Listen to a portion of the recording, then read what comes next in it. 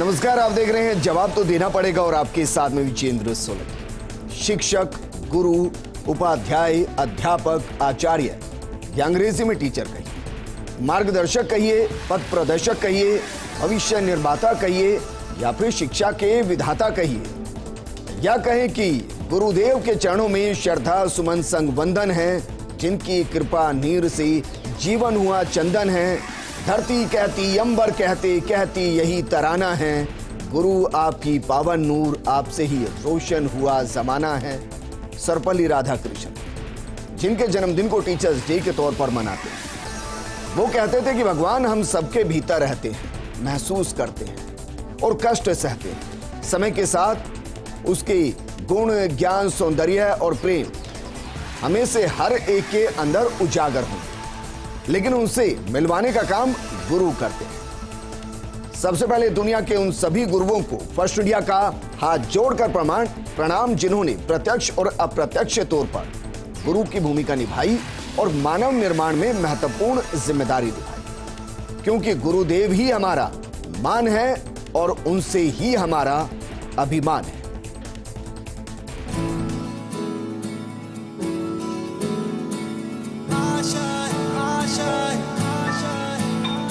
कुछ पाने की हो आस आस, कोई अरमा हो जो खास खास आशाएं,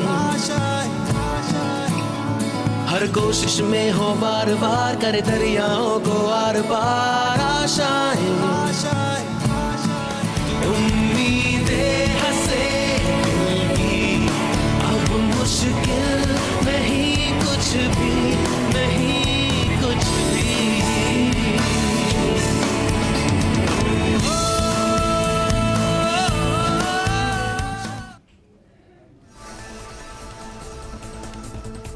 आज टीचर्स डे पर हमने अपने स्टूडियो में कुछ उन बेहतरीन गुरुओं को बुलाया है, जिनके मार्गदर्शन में ना जाने कितने डॉक्टर बने, कितने इंजीनियर बने, कितने खिलाड़ी बने और ना जाने क्या क्या बने। उन्होंने एक ऐसी राह बनाई जिस पर चलकर हम जैसे जो अज्ञानी थे वो ज्ञान की राह पे आगे बढ़ते हुए एक प्रकाश की तरह फैले। हमारे साथ मौजूद हैं प्रोफेसर चंद्राणी जी, व्याख्याता हैं राजस्थान विश्वविद्यालय में। हमारे साथ स्टूडियो में डॉक्टर के.एल. श्रीवास्तव, कुलपति हैं JNVU जोधपुर।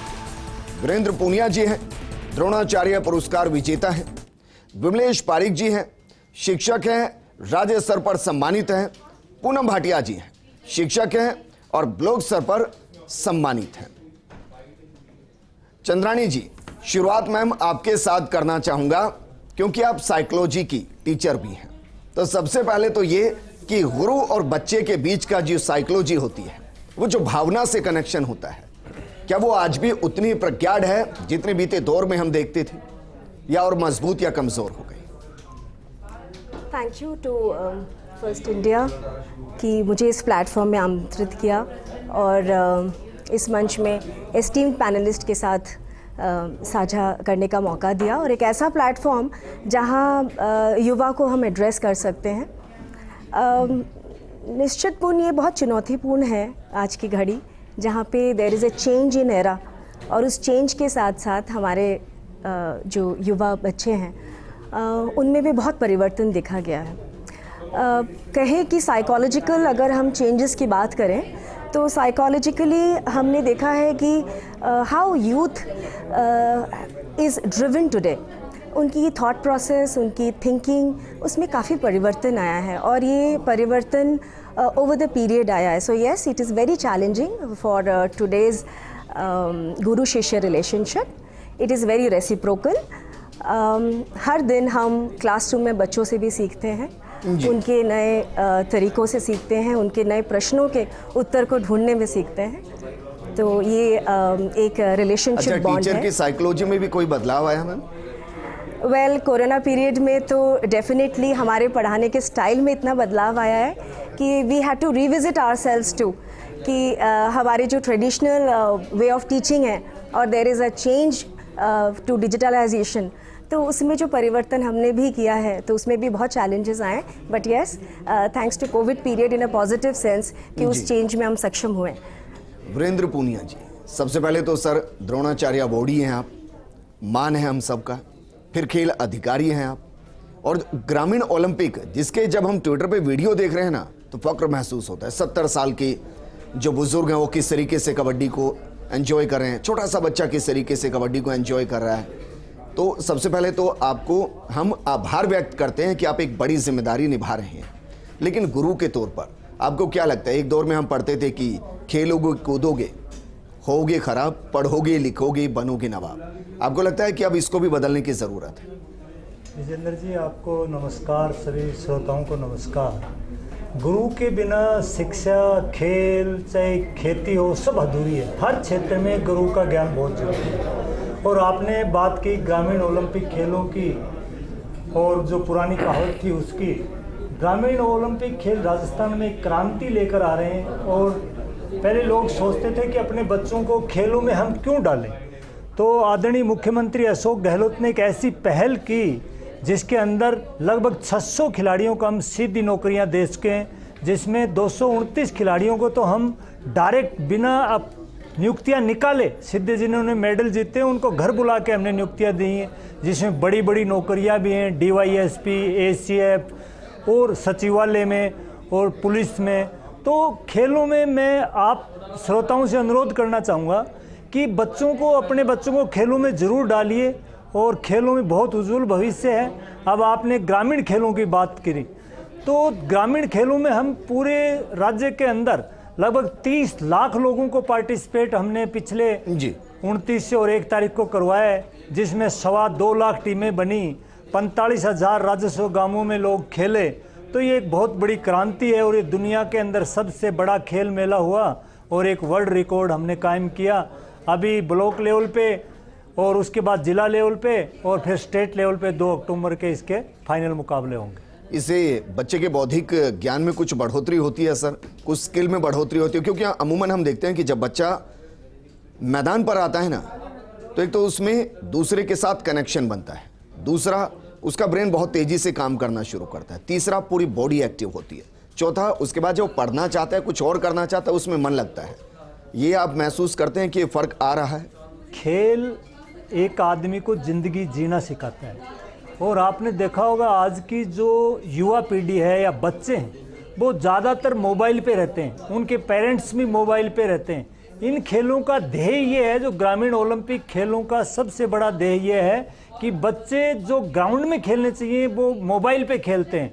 तो हमारा ध्येय है कि मोबाइल से वापस ग्राउंड के अंदर उनको लेके आए और उनका मानसिक विकास तो मोबाइल या पढ़ाई, टीचर, माता पिता करते ही, लेकिन जो शारीरिक विकास था वो बच्चों का रुका हुआ था। तो वापस वो शारीरिक विकास के लिए हम ये ग्रामीण ओलंपिक खेल करवा रहे हैं और ये हर साल होंगे। इससे बच्चा अकेला खेल ही नहीं, वो एक दूसरे जैसे टीम भावना है, मान लो खो खो खेल रहा है, हॉकी खेल रहा है, तो एक दूसरे को उसके दोस्त बन रहे हैं, आपस में भाईचारा सीखता है एक दूसरे से। अब कोरोना काल एक बड़ा काल था जिसमें लोग अलग अलग रहने लग गए थे, आदमी से आदमी नहीं मिलता था। तो ये खेल गांव में आपने देखे होंगे, वीडियो फेस्ट इंडिया पे खूब चले हैं, जो 80-80 साल के लोग बुजुर्ग कबड्डी खेलते हैं, महिलाएं खो खो खेलती हैं। तो ये गेम इसीलिए करवाएं कि आपस में मेलजोल बढ़े और ये जो जाति का जहर है, धर्म का जहर है, ये खत्म हो, लोगों की भावनाएं खेलों के प्रति जुड़े और आपस में लोग आपस में जाति धर्म सब बुला के एक रहें। हमारे साथ डॉक्टर KL श्रीवास्तव जी हैं, JNVU के कुलपति हैं, जोधपुर से हमारे साथ जुड़े हैं। KL श्रीवास्तव जी, सर चरण स्पर्श से जो कल्चर शुरू हुआ फिर वो सर जी गुड मॉर्निंग तक पहुंचा और उसके बाद अब वो हेलो तक पहुंच गया है। सर, इस चरण स्पर्श से हेलो तक पहुंचने वाले सफर में आपको लगता है कि गुरु और शिष्य के बीच का जो रिश्ता था वो वहीं तक बना हुआ है?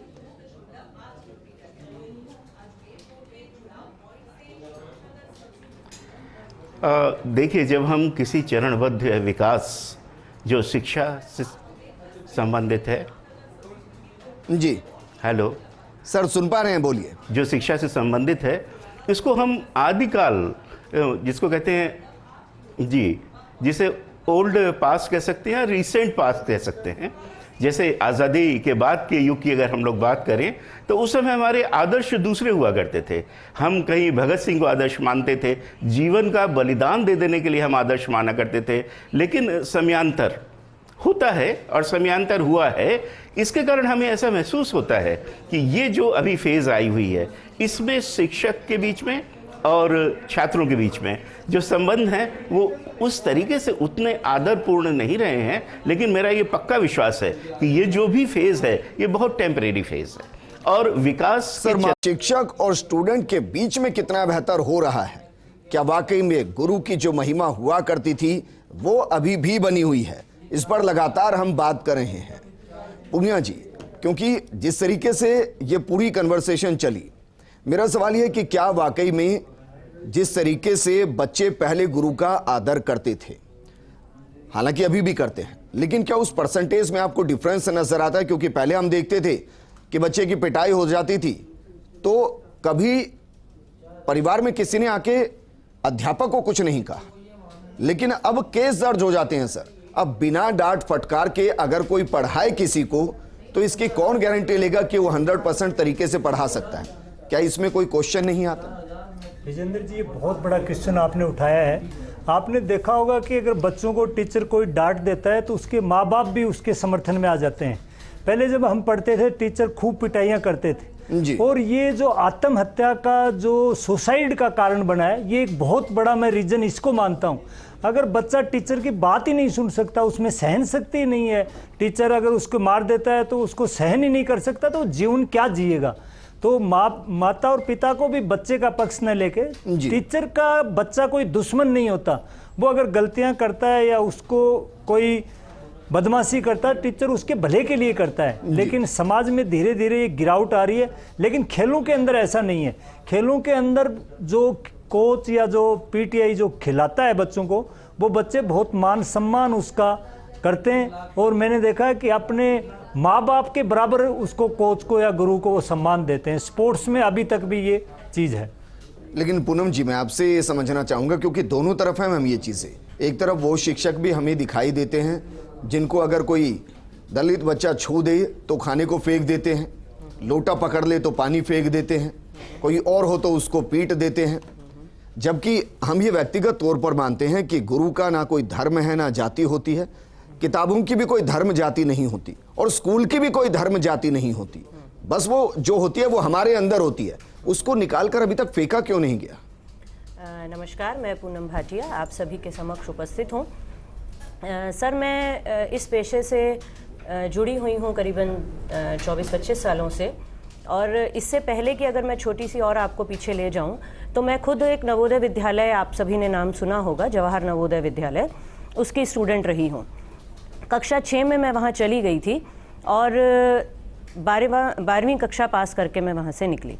तो कक्षा 6 से लेकर 12 तक में मुझे कभी भी ये एहसास नहीं हुआ कि मेरे किसी भी शिक्षक ने मुझे ये बात कही हो कि तुम फलां जाति की हो या तुम फलां जाति की हो। आप विश्वास करेंगे, जब मैं नौकरी मुझे लग रही थी तब मुझे पहली बार पता लगा कि सरकारी आंकड़ों के अनुसार चाहे मैं बहुत अच्छी परसेंटेज लेकर पास हुई थी, पर मेरे को नौकरी में पीछा स्थान मिला और मेरी ही साथ की एक मित्र जिसके बहुत कम नंबर थे उसको बहुत आगे कर दिया गया। तब मुझे पता लगा कि यहाँ पर रिजर्वेशन भी कोई चीज़ होती है और ये जातिगत व्यवस्था है। बहुत एक अलग सा व्यवहार मन में आया कि ये तो हमें कभी पता ही नहीं लगा, क्योंकि हम तो जिस जगह पर रहे, हमारे हॉस्टल में कभी ऐसा कुछ हमें नहीं महसूस हुआ, बल्कि हमारे नाम के आगे सबने भारतीय लगा दिया था और हम छोटे थे, हमें इस बात का तब इतना एहसास नहीं था। जी, अगर मैं आज के परिप्रेक्ष्य में बात करूं तो जो भी व्यक्ति बौद्धिक रूप से समृद्ध होगा वो इस जातिगत व्यवस्था पर बात नहीं करेगा, वो वर्ण से किसी को नहीं पहचानेगा। मैं एक शिक्षक हूं, मेरा पेशा शिक्षक है, मेरी जाति शिक्षक है, मेरा धर्म एक शिक्षक है। तो जब मैं शिक्षा के क्षेत्र से जुड़ी हुई हूँ तो मेरे सामने कोई भी बच्चा आ जाए, वो सभी मेरे से शिक्षा लेने आए हैं, ना कि वो अपना जाति और धर्म बताने आए हैं।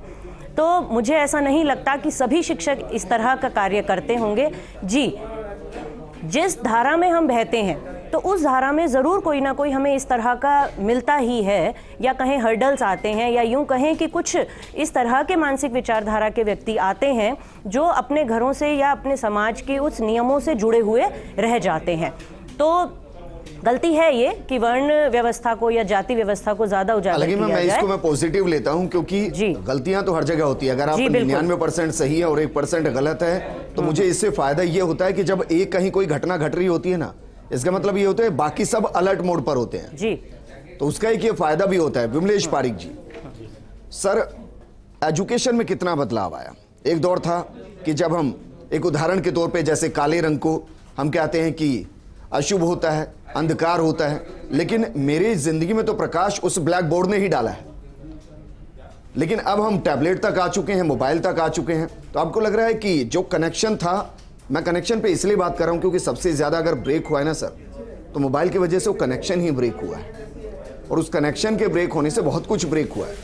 आपको लग रहा है कि ये सब कुछ होने के बावजूद भी हम उस प्रतिबद्धता के साथ आगे बढ़ रहे हैं जिसके साथ बढ़ना चाहिए था? और ये नौकरी है, नौकरी नहीं है सर। जैसे मैं एक पत्रकार हूं तो नौकरी एक मजबूरी है, लेकिन व्यवसाय नहीं है, ये समाज सेवा है। ऐसे ही टीचर्स होते हैं, वो समाज में एक बड़ी भूमिका निभाते हैं। क्या उस जिम्मेदारी का एहसास सबको होता है? जी, मैं इस पावन पर्व पर सबसे पहले उस महामना, उस महापुरुष को प्रणाम करता हूँ, सलाम करता हूँ, हृदय की अतल गहराई से उनको नमन करता हूँ, जिन्होंने अपने जन्मदिन के माध्यम से संपूर्ण शिक्षक समाज को एक ऊंचाई तक सम्मानित करने का अवसर दिया और एक तरीके से इस दिन को अमर बना दिया। जैसा कि सोलंकी जी आप कह रहे हैं कि मैं अभी जो पूनम जी भी बात कर रहे थे और सर ने भी जो बात कही, मैं उसी बात में आगे जोड़ रहा हूँ कि समाज में परिवर्तन होना एक सहज भाव है, सहज प्रवाह है और होता है। आज से नहीं, हज़ारों साल से हम देख रहे हैं कि एक जैसी व्यवस्थाएं नहीं है। लेकिन आप ये मान करके चलिए, ये रेखांकित करने योग्य बात है, कभी भी गुरु का दर्जा कम नहीं हुआ और मैं नहीं मानता कि कभी कम होगा भी। इसलिए जैसा कि आप कह रहे हैं कि हमारे लिए कोई भी पैसा हो, कोई भी किसी भी तरीके का पैसा हो, गुरु तो हमारे लिए जीवन में ज़रूरी है जी। और हमारे शास्त्रों में तो बात ये कही गई है कि अगर सच्चा गुरु हो तो शिष्य को भगवान ही बना देता है। भगवान के दर्शन नहीं, भगवान ही बना देते हैं। वो धार्मिक दृष्टि से एक बात कर रहे हैं, लेकिन भौतिक शिक्षा में भी हम बात करें तो शिक्षक का कोई सानी नहीं है। ये बात पिछली बार जब NCF 2005 की बात आई, RT एक्ट जब लागू हुआ, तब भी ये बात पुरजोर शब्दों में कही गई कि शिक्षक का कोई सानी नहीं है। भले कितनी बढ़िया टेक्नोलॉजी आ जाए, कितने बढ़िया चीज़ें आ जाएं, और वो समय के साथ एक विकास की ओर, प्रगति की ओर हम हैं। ये सारी चीज़ें जिनकी आप कह रहे हैं कि लैपटॉप आ गया, कि टैबलेट आ गया, कि टीवी आ गया, स्मार्टफोन आ गया, लेकिन आप ये मान करके चलिए सोलंकी जी कि उस टेक्नोलॉजी को भी जिसने भी विकसित किया उसके भी कोई ना कोई गुरु रहे हैं। ठीक बात। मैं आज यहाँ बैठा हूँ आपके सामने, तो मैं तो सलाम करता हूँ, प्रणाम करता हूँ, नमन करता हूँ हजार बार उन गुरुजनों को जिन्होंने मुझे पेंसिल बर्ता पकड़ना सिखाया था, उन गुरुजनों को जिन्होंने गोद में लेकर के मुझे स्टेज पे बोलना सिखाया था। तो वो उनको मैं कैसे भूल सकता हूँ? और मैं ही नहीं, कोई भी व्यक्ति किसी भी ऊंचाई तक पहुँच जाए, वो उस स्थिति को कैसे भूल सकता है? और ये अभी जो पूनम जी ने बात कही, आपने जो पूनम जी से प्रश्न किया, ये बात जब भी चलती है तो मुझे एक अंदर से एक अजीब सा एक दुख भी होता है, अफसोस भी होता है। और बुरा मत मानिए कि हम क्यों टीवी चैनल्स पे उन शिक्षकों को, उन घटनाओं को क्यों नहीं दिखाते जो आज ही अखबार में छपा है कि एक शिक्षक जो बांसवाड़ा से ट्रांसफर होकर के राजस्थान के बामनवास जिले में पहुंच गया और वहां से TC कट करके सरकारी स्कूल में बच्चे उनके साथ आ गए। ऐसे शिक्षक भी तो हैं, उनको तो सर भी आपने कहाँ देखा है? कहाँ देखा? अखबार में ना सर? नहीं, अखबार में ना सर? नहीं सर, मेरी बात पूरी होने दीजिए सर। ऐसा है, मैं खुद अभी जातिगत बात जो हो रही है, वो भी दिखाया सर, जो 30 बच्चों को नदी पार कराते हैं हाथ पकड़। हाँ, वो भी दिखाया ना। तो मैं आपसे ये निवेदन कर रहा हूँ इस मंच के माध्यम से कि समाज में ये घटनाएं आज की नहीं है। आदिकाल से हम देखें तो उस जमाने में भी थी, जब सतयुग था तब भी कुछ गलत बातें, गलत धारणाएं समाज में थी, आज भी है। लेकिन आप ये भी मानिए कि हम आज आज़ादी का अमृत महोत्सव मना रहे हैं और देश की जो हमारी तस्वीर है वो एक पूरे विश्व में ऊपर उठ रही है, सम्मानीय स्थिति हमारे देश की है। उसके पीछे जो भी बातें रही हैं, उनके पीछे उन शिक्षकों का, उन शिष्यों का कहीं ना कहीं तो महत्वपूर्ण स्थान है। जातिगत बात पे लगता है कि पूरा उन्हीं का ही स्थान है, वरना मोगली और बाकियों में अंतर होता ना सर? हाँ सर, बिल्कुल। हालांकि मैं ये भी मानता हूँ मोगली के भी अपने गुरु थे जिन्होंने उनको अलग अलग तरीके से चीजों को सिखाया, लेकिन वहां से और यहां तक के सफर के लिए गुरु एक महत्वपूर्ण भूमिका निभाते हैं। KL श्रीवास्तव जी, सर सवाल ये गंभीर है, सवाल ये है कि क्या जब से शिक्षा का व्यवसायीकरण हुआ है तब से वो कनेक्शन ब्रेक हुआ है, क्योंकि वो शिक्षक भी हम देखते हैं, देखिए वो शिक्षक शिक्षक ही रहेंगे हमेशा, लेकिन जहां बाजारीकरण शुरू होता है कि आप 2 लाख रुपए दीजिए इस चीज की तैयारी कराएंगे, आप 5 लाख रुपए दीजिए हम इस चीज की तैयारी कराएंगे, और दूसरी तरफ वो सुपर 30 भी हैं जो फ्री में कराते हैं। दोनों ही शिक्षक हैं सर, लेकिन आपको लगता है शिक्षा तो अधिकार है सर, और शिक्षक उसका मूल है, तो मूल को आप बाजार में लाकर उसका मूल्य कैसे लगा सकते हैं?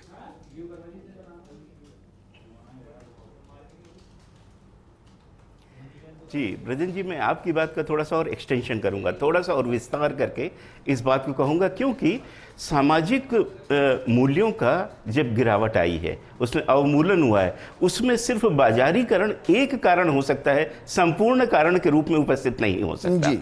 और इसी तरीके से हम अगर आदिकाल से बात करें, जहाँ की बात हम लोगों ने शुरू करी थी, आदिकाल से मेरा मतलब है कि चाहे द्रोणाचार्य का युग हो, उस समय भी कुछ गुरु जरूर ऐसे हुआ करते थे जिन पर आक्षेप आया करते थे, जो गुरु के पद पर रहते हुए जिन्हें ईश्वर का दर्जा दिया जाता है, उस दर्जे को वो 100% डिजर्व नहीं करते थे। लेकिन एक चीज पर ध्यान दीजिए आप कि जो अगर मान लीजिए 100 गुरु हैं और उसमें 0.5% गुरु पे आक्षेप आ रहा है, तब भी वो बात ज्यादा प्रचारित होगी, और मैं कहता हूं होनी भी चाहिए। वो इसलिए होनी चाहिए कि वो समाज जिसे देवता मान के चल रहा है, उनके मूल्यों में गिरावट जरूर सबको ये मालूम हो जाता है, और ये समाज का एक विषय बन जाता है कि किसी भी गुरु ने, जिससे कभी ये आशा नहीं की जा सकती, उसके मूल्यों का जो है वो अवमूलन किसी न किसी रूप में हुआ है। छात्रों को अकेला सिर्फ ब्लेम करना उचित नहीं है, पूरे सामाजिक सेटअप में जो गिरावट आई है, और उसके पॉजिटिव एस्पेक्ट ये हैं कि जिस इलेक्ट्रॉनिक्स को, जिस गूगल को हम दोष दे रहे हैं, वो गूगल भी एक तरीके से समाज के उत्थान में भी उतना ही कंट्रीब्यूशन कर रहा है। मेरा अपना मानना ये है कि गुरु शिष्य का वर्तमान जो रिलेशनशिप है, बहुत जल्दी ये टेम्परेरी गिरावट जो है वो वापस से रिकवर हो जाएगी। और बहुत पॉजिटिव नोट के साथ मैं मेरी बात को खत्म करना चाहूंगा कि निश्चित रूप से ये गुरु और शिष्य परंपरा इसी तरीके से सम्मान जारी रहेगी। अच्छे गुरुओं का हमेशा सम्मान होता रहे और अच्छे गुरुओं के सम्मान हमेशा होता रहेगा। सर शुक्रिया हमारे साथ जुड़ने के लिए। इसको दूसरे नजरिए से ऐसे समझ सकते हैं कि रिश्ता एक धागे की तरह है, जहां टूटता है ना वो ये गिरावट है, और जब वो गांठ लगती है ना सर, तो सबसे ज्यादा मजबूत वहीं से होता है धागा, और यही दोनों के बीच का रिश्ता है। चंद्राणी जी शुक्रिया हमारे साथ जुड़ने के लिए। पूनिया जी आपका भी शुक्रिया। विमलेश पारिक जी, पूनम भाटिया जी, केएल श्रीवास्तव जी आपका भी शुक्रिया चर्चा में शामिल होने के लिए। प्रोग्राम सिर्फ हमने इसलिए किया ताकि आपको वो गुरु याद आ जाए जिन्होंने आपको चलना सिखाने से लेकर पढ़ना सिखाया, आपको वो रास्ता दिखाया जिससे आप अपने सपनों को पूरा कर सकें। हमारी जिंदगी में जो भी हमसे मिलते हैं ना कुछ यकीनन सिखाकर जाते हैं, और वो सभी गुरु के समान। आज सबको कुछ नहीं तो ये मोबाइल हाथ में 10 को फोन ही कीजिए जिन्होंने एक बड़ी भूमिका निभाई, और उनको शुक्रिया कहिए कि आपकी वजह से आज हम यहां पहुंचे। नमस्कार।